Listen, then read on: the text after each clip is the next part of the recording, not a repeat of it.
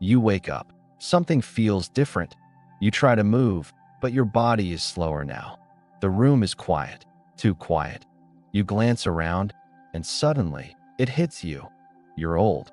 The years have slipped by faster than you ever imagined. And now, as you sit in this quiet room, staring at the photos on the wall, an unbearable thought creeps into your mind. Did I waste my life? Your mind floods with memories. The endless hours at work. The times you said, "I'll do it later." The moments you were too busy to enjoy.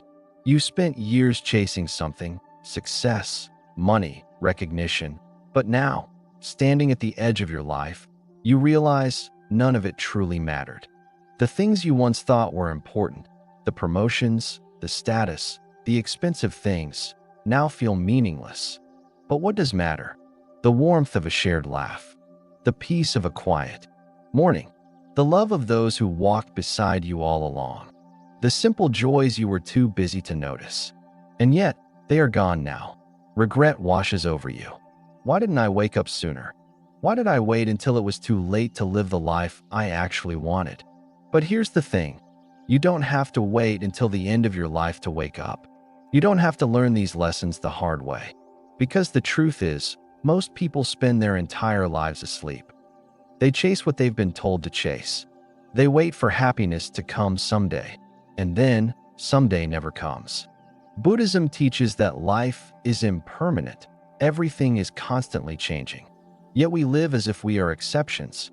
We act as if we have all the time in the world, as if we can afford to waste years seeking approval, holding grudges, obsessing over things that don't bring real joy. But time does not wait for us. And if we don't wake up now, we might find ourselves at 80 years old, staring at a life that never truly felt like ours. So let me ask you, what if you could wake up today? What if you could see clearly before it's too late? Because the greatest tragedy isn't growing old. The greatest tragedy is never truly living. Today, we'll uncover 9 profound realizations that could change your life forever. 9 lessons that, if embraced now, can help you break free from the illusions that trap most people. If you're ready to wake up, to see life as it truly is, and to take back control of your happiness, then keep watching. Because what you're about to hear could change everything. The status illusion. Why no one remembers your title. You spend decades climbing the ladder, proving yourself, building a reputation.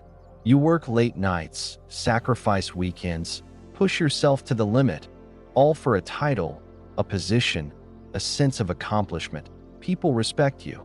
They admire your work ethic, your achievements, your status. And then, one day, it's over. Retirement comes, or worse. Life throws an unexpected curveball. The office that once depended on you moves forward without hesitation.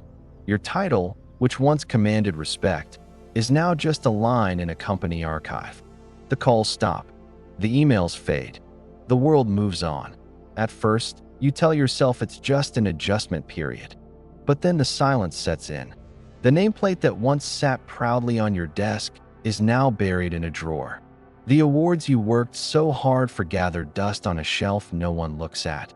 And for the first time, you ask yourself, who am I without my title?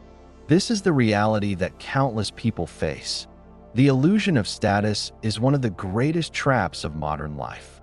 Society convinces us that our worth is tied to our professional achievements, that success means being recognized, respected, and admired. We chase this validation for years, believing it will bring lasting fulfillment. But the moment it disappears, we are left wondering if we ever truly mattered at all. A former CEO once shared his experience. After retirement, for years, he had been the most important person in his company, leading meetings, making decisions, controlling outcomes. But the moment he stepped down, he became invisible. The people who once valued his opinions had already moved on to the next leader. He found himself waking up without purpose, unsure of how to fill his days, feeling an unsettling emptiness he never expected. He had spent a lifetime chasing status, only to realize it was never real to begin with. This realization isn't just anecdotal. A Harvard study on adult development, spanning over 80 years, found that status and wealth had no long-term correlation with happiness. The biggest predictor of life satisfaction wasn't power, money, or recognition. It was meaningful relationships and a sense of purpose beyond work. Yet, most people don't realize this until it's too late. Even Steve Jobs, a man who built one of the most successful companies in history, understood this at the end of his life. In his final days, he admitted, "Being the richest man in the cemetery doesn't matter to me. What matters is that I have done something meaningful." Buddhism teaches that attachment to impermanent things leads to suffering. Status, by its very nature, is impermanent. It is borrowed, not owned. The respect you receive today is conditional, dependent on your title, your influence, your relevance. But once those things fade, what remains? A monk was once asked about the meaning of true success. He smiled and told a story. There was a great scholar who built an enormous library, believing that knowledge would be his legacy. But when he passed away, his books were scattered, his name forgotten. Meanwhile, there was a simple man who spent his life teaching kindness and wisdom to the people around him. Generations later, his teachings still lived on, passed from one person to another. His success was not in what he accumulated, but in what he gave away. So ask yourself, what are you really building? A name that will fade, or a life that truly matters? The people who once admired your title will forget it, but the ones you uplift, the ones you help, the ones you inspire, they will remember. Because true success is not measured by status. It is measured by the impact you leave behind. At the end of your life, do you want to be remembered for your title? Or for the love, wisdom, and kindness you shared? The choice is yours. The freedom from others' opinions. No one is really watching you. There's a moment in life when everything shifts. Maybe it happens at 50, maybe at 60, or maybe one day, you simply wake up and see things clearly for the first time. You look back and realize how much of your life has been shaped by one simple fear. What will they think of me? Every hesitation, every moment of doubt, every time you held back from speaking, doing, or being who you truly are, was all because of this invisible pressure. The fear of judgment, the need for approval, the silent, relentless worry that someone, somewhere, is watching and forming an opinion about you. But then, you reach an age where you see the truth. No one was ever really watching. We grow up being told to be mindful of how we are perceived. As children, we seek validation from parents and teachers.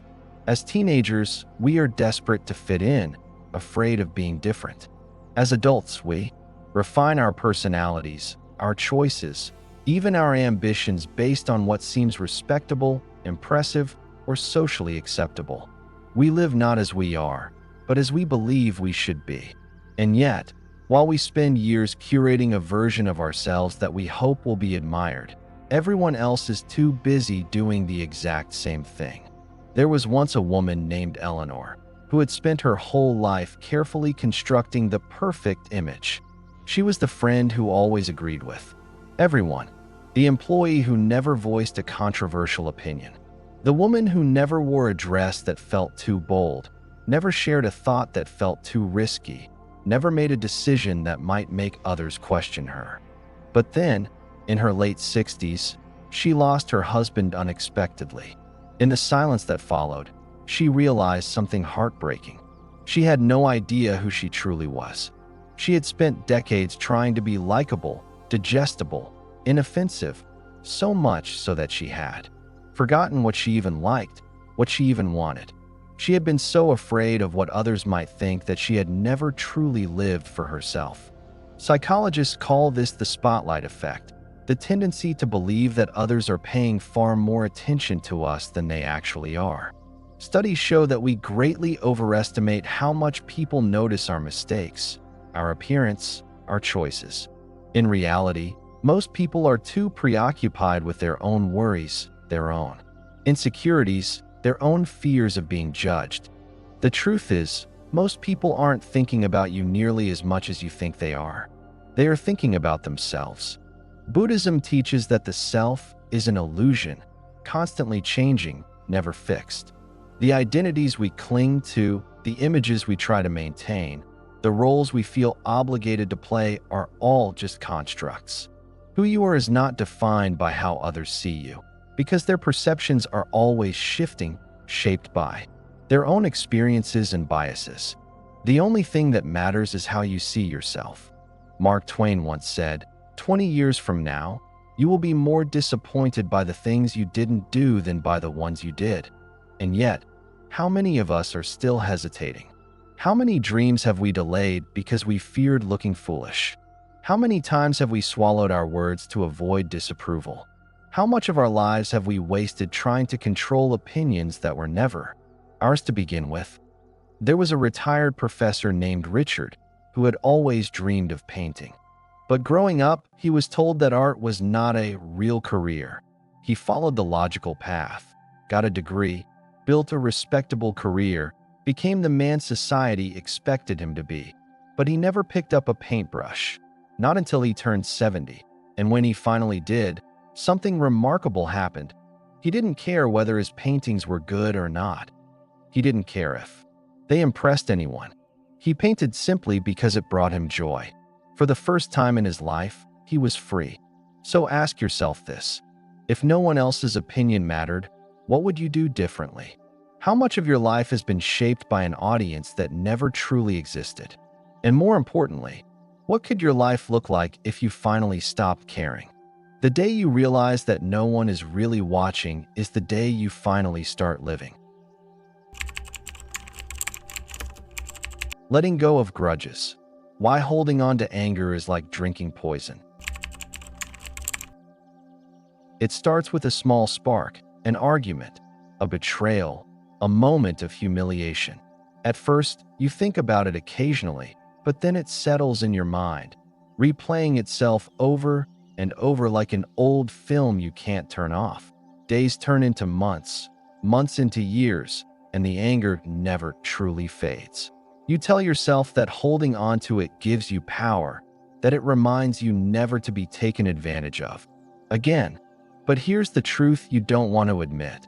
The only person suffering is you. There was once a man named Thomas, a retired schoolteacher who had spent over 30 years carrying resentment toward his younger brother. A disagreement over their parents' inheritance had turned them into strangers. At first, Thomas thought the anger would pass, but instead, it hardened. Decades went by, holidays were spent apart, and their children barely knew each other. He told himself he was standing on principle. But one evening, as he was going through some old photographs, he came across a picture of the two of them as boys, laughing, arms draped around each other, inseparable. He stared at that photo for a long time, feeling an unfamiliar sting in his chest. The next morning, before he could talk himself out of it, he picked up the phone and dialed his brother's number. A weak, aged voice answered. For a moment, neither of them spoke. And then, quietly, his brother said, "I thought you'd never call."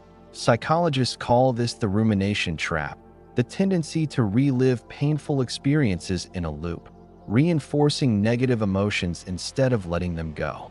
Studies have shown that holding on to resentment increases cortisol levels, weakens the immune system, and even shortens lifespan. In contrast, people who forgive experience better mental health, lower blood pressure, and a greater sense of peace. This isn't just philosophy, it's neuroscience. When you hold on to anger, your body stays in a state of stress, even when the person you resent is no longer a part of your life.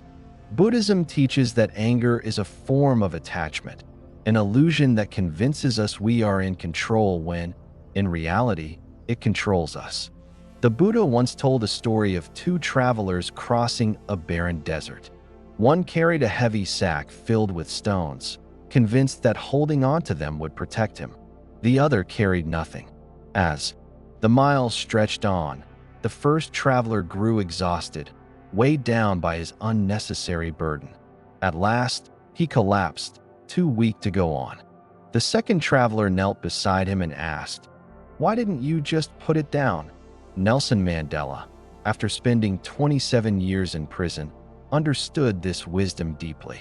When asked how he forgave those who imprisoned him, he replied, "As I walked out of the door toward my freedom, I knew that if I didn't leave my bitterness behind, I would still be in prison."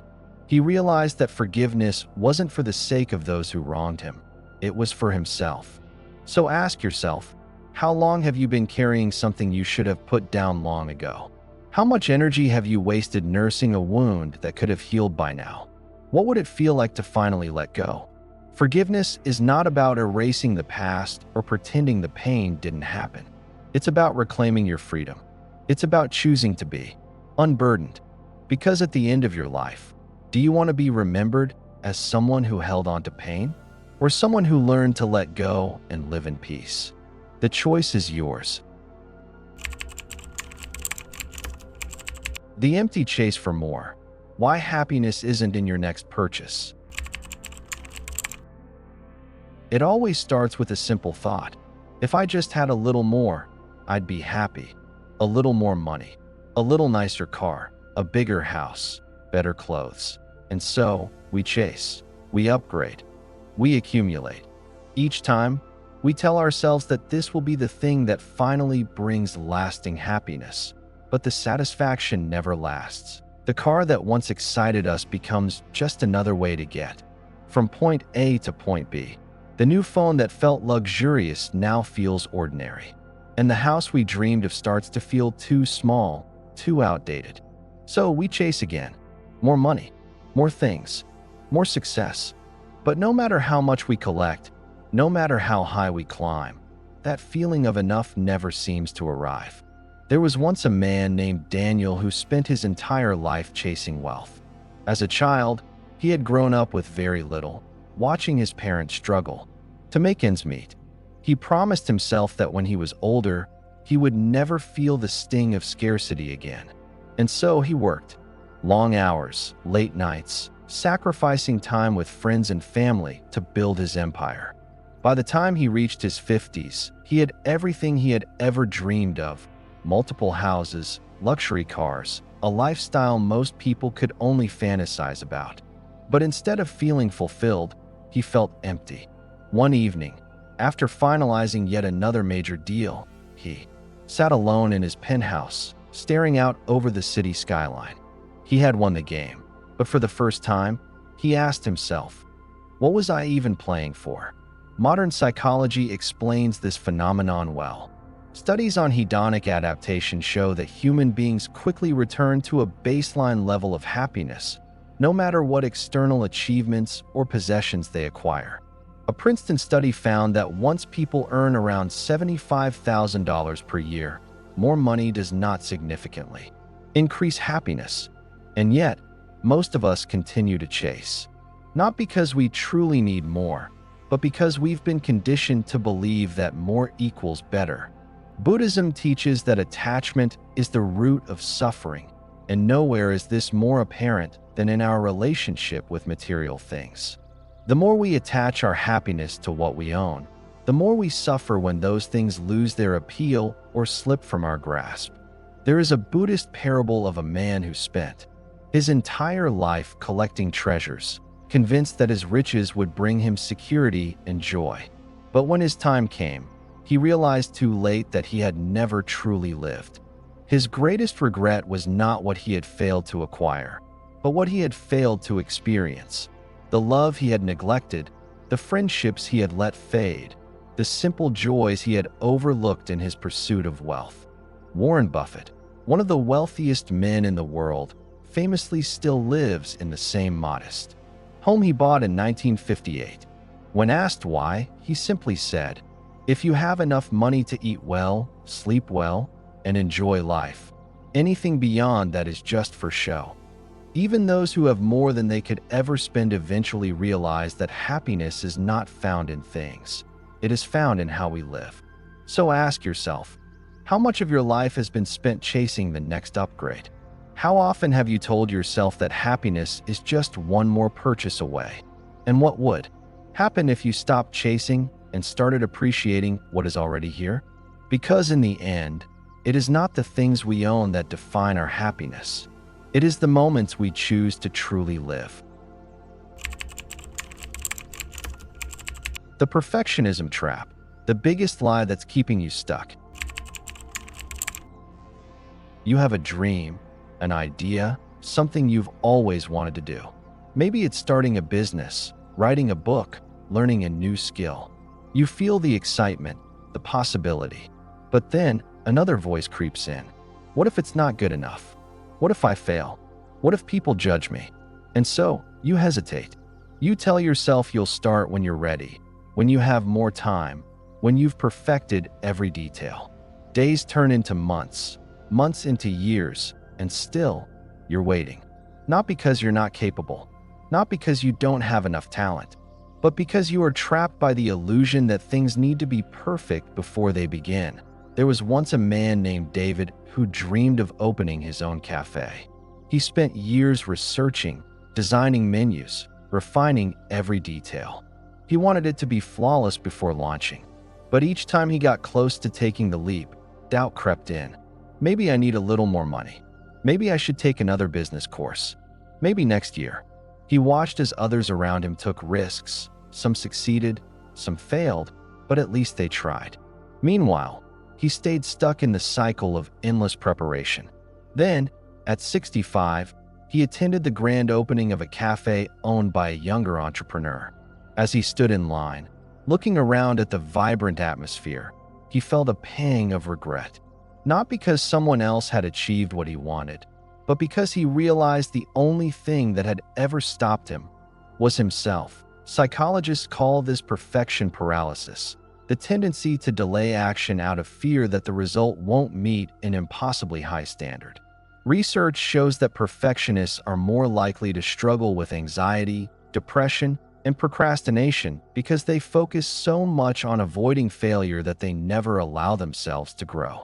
The irony? The most successful people aren't the ones who wait for perfection. They're the ones who start before they feel ready. Buddhism teaches that clinging to rigid expectations is a cause of suffering. We believe things must unfold in a precise way, and when reality doesn't match, we become paralyzed. But life, like creativity, is not meant to be perfect, it is meant to be experienced. There is a Zen parable about a potter who spent years trying to create a flawless vase. No matter how carefully he shaped the clay, something always seemed imperfect. Frustrated, he finally gave up and, in his exhaustion, absent-mindedly shaped a new vase with no expectations. To his surprise, it was the most beautiful one he had ever made. Only when he let go of perfection did he create something truly great. Even the greatest artists and thinkers have faced this trap. Leonardo da Vinci famously spent years adding small details to the Mona Lisa, never fully satisfied. But at some point, he had to let it go. Stephen Pressfield, author of The War of Art, wrote, "The most important thing about art is to work. Nothing else matters except sitting down every day and trying." Jeff Bezos, when asked about his approach to success, said, "If you wait for 100% certainty, you're already too late." So ask yourself, how much have you delayed because you were waiting for things to be perfect? How many ideas, opportunities, and experiences have passed you by because you were afraid to begin? The truth is, imperfect action is always better than perfect hesitation. Because in the end, the people who create, who grow, who succeed, are the ones who are brave enough to start before they feel ready. The fleeting nature of time, the moment you realize it's too late. At first, it feels like you have forever. The years stretch ahead of you, filled with endless possibilities. There will always be another summer, another opportunity, another chance. You tell yourself you'll do it later, call that friend, take that trip, chase that dream. But time is deceptive. It moves quietly, unnoticed, until one day you wake up and realize that most of it is already behind you. Chances you thought would always be there are gone. The people you planned to reconnect with have moved on. And then the harshest truth sets in. You waited too long. There was once a man named George who had always dreamed of learning to play the piano. As a child, he was mesmerized by the way music could fill a room with emotion. But life got in the way: school, work, responsibilities. He told himself he would start when he had more time. Years passed, and the excuses changed, but the waiting never stopped. Then one day, at the age of 75, he finally sat down at the piano, only to discover that his fingers, once steady, were now stiff with age. His hands trembled as he tried to press the keys. The music he had always dreamed of playing was now out of reach. He had the time now, but not the ability. And in that moment, he understood something devastating. Not everything can be postponed. Behavioral scientists have studied this phenomenon and found that people's biggest regrets in life are not the things they did, but the things they didn't do. Missed opportunities, risks not taken, connections left unspoken. Psychologists call this the time illusion, the false belief that we have more of it than we actually do. Studies show that as people age, time seems to move faster, slipping away in ways they never expected. The moments they once took for granted become distant memories, and the things they thought they would get around to never happen. Buddhism teaches impermanence, that everything is constantly changing and nothing is guaranteed. Yet, we live as if we are exempt from this truth. We treat time as an unlimited resource, but in reality, it is the most fragile thing we own. A Zen parable tells of a man being chased by a tiger. Running, he reaches the edge of a cliff. Below him, another tiger waits. He clings to a vine, trapped between danger above and below. Then, he notices a single ripe strawberry growing beside him. Instead of fearing the inevitable, he plucks the strawberry and eats it, savoring its sweetness. Because that was all there was, the present moment. One of the most successful investors in history, Warren Buffett, once said, "The most important thing to invest in isn't stocks or real estate, it's your time. Because once it's gone, you can never get it back."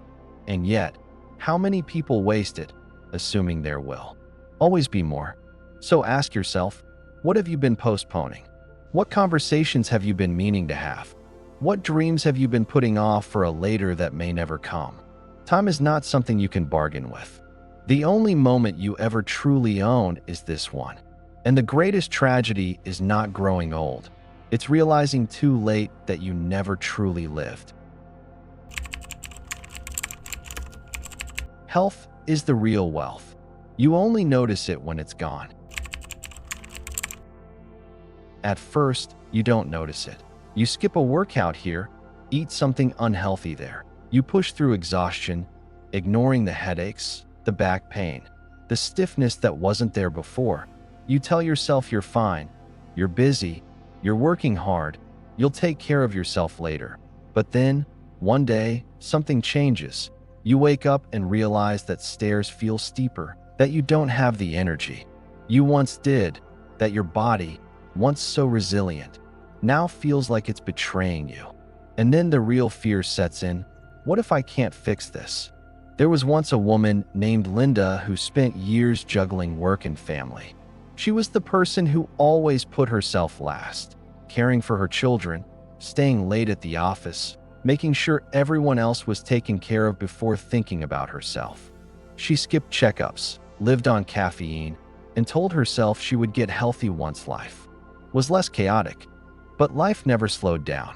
At 55, she was diagnosed with type 2 diabetes. The doctor told her that if she had just made small changes earlier, she could have prevented it. Sitting in that sterile office, she realized something heartbreaking. She had spent her whole life making sure her loved ones were okay. But now, because of her neglect, she might not have as much time left with them as she thought. Science backs up what so many people learn too late. Studies show that neglecting your health doesn't just shorten your life. It diminishes the quality of the years you have. Chronic stress, poor diet, and lack of movement don't hit all at once. They chip away at you, slowly, until the damage is undeniable. A study from the CDC found that 80% of heart disease and diabetes cases could be prevented with lifestyle changes. Yet millions of people keep telling themselves they'll start tomorrow. But tomorrow turns into next week, next year, and then into regret. Buddhism teaches that the body is not just a tool, but a responsibility. It carries you through every moment of your existence. Yet most people treat it as an afterthought until it starts to break down.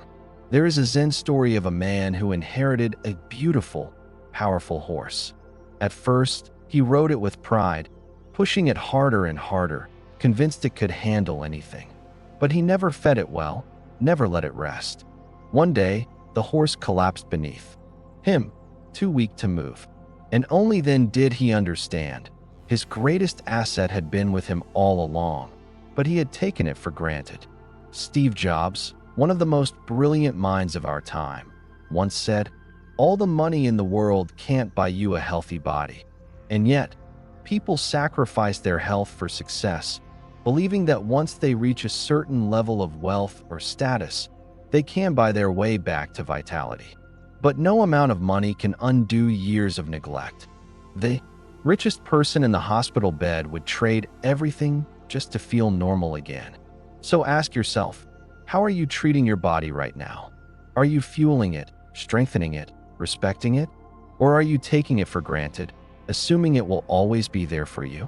Because one day, your body will demand payment for every shortcut, every late night, every ignored symptom. And in that moment, you won't wish for more money, more success, or more possessions. You'll wish you had valued your health, not when it was slipping away, but while you still had time to protect it. Love over legacy. The people you ignore today may not be here tomorrow. At the end of your life, what will you wish you had done differently? You won't wish you had spent more hours in meetings, responded to more emails, or earned one more promotion. What you'll wish for is time. Time with the people who once filled your life, the conversations you meant to have, the small moments you thought were insignificant but were actually everything. But by the time you realize this, it might already be too late. There was once a man named Charles who had spent his entire life chasing success. He built a business from the ground up, expanding it year after year, believing he was securing a future for his family. His wife supported him, his children admired him, but they rarely saw him. He was always in motion. Another deal, another project, another goal. "I'm doing this for them," he told himself. One evening, while working late, he received a call. His father had passed away. The funeral was quiet, filled with faces Charles hadn't seen in years. As he stood by the grave, he realized that he had spent so much time building for the future that he had missed the present. His father had been waiting for more phone calls, more visits, more time. But Charles had always been too busy. Now, there was no more time left to give. Psychologists call this anticipatory regret, the painful realization that we spend so much time preparing for life that we forget to live it. Studies on end-of-life reflections show that the greatest regrets are not about professional failures, but about relationships neglected, about the love that was postponed until it was too late. Research from Harvard's 85-year-long happiness study found that deep, meaningful connections, not wealth, not career success, are the strongest predictor of happiness and fulfillment. And yet, how many people put relationships second, assuming they will always have more time? Buddhism teaches that attachment to achievement blinds us to what truly matters. We believe that building a legacy will make us significant, but significance is not found in what we leave behind. It is found in who we love while we are here. There is a Zen story of a wealthy man who spent his life collecting rare and expensive treasures. In his final moments, he asked to be surrounded by them, believing they would bring him comfort.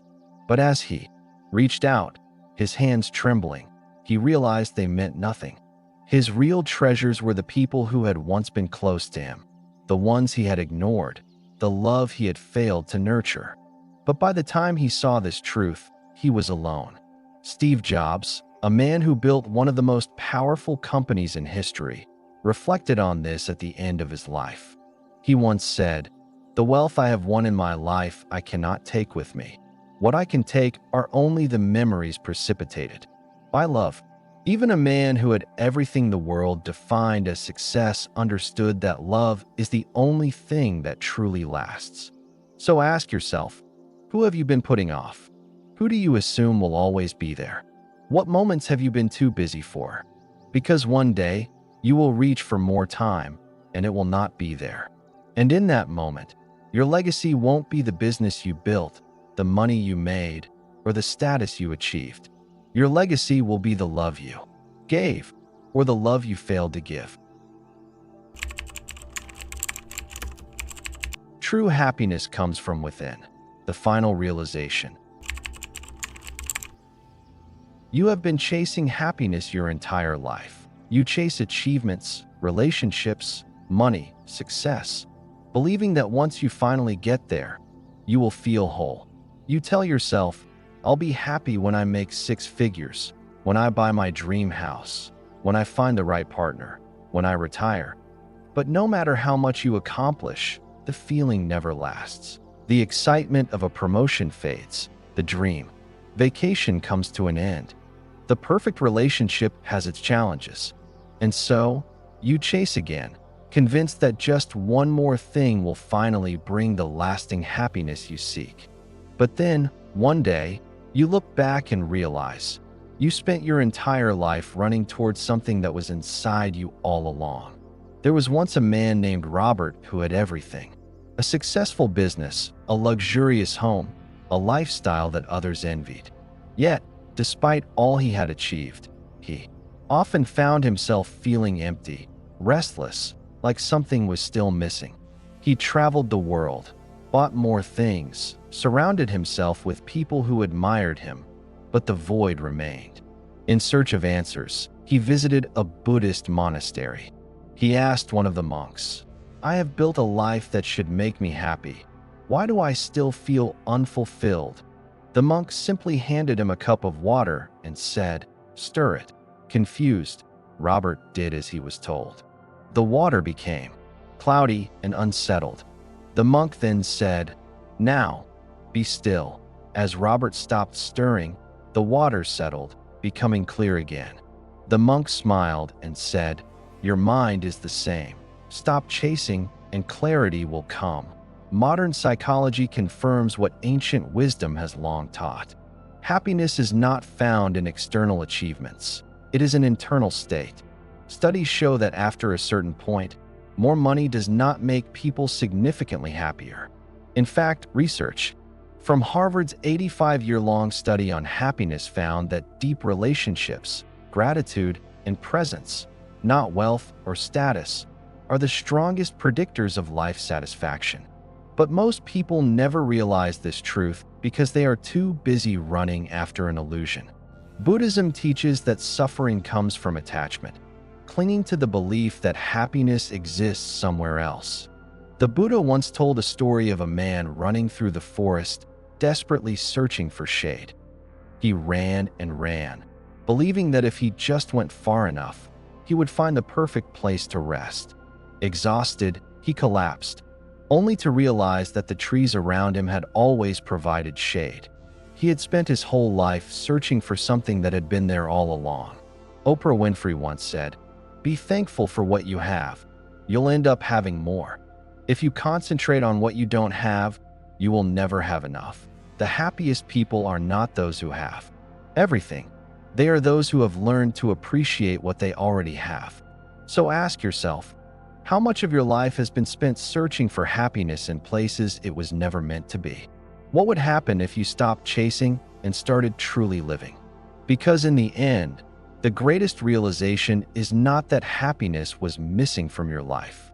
It's that it was never missing. It was within you all along. Conclusion: live now, not later. One day, you will wake up and realize that most of your life is behind you. The opportunities you once had are gone.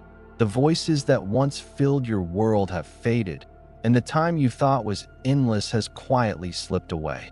In that moment, you won't be thinking about the money you made, the titles you earned, or the opinions of people who barely knew you. You will be thinking about the love you gave, the moments you were truly present, and whether you truly lived.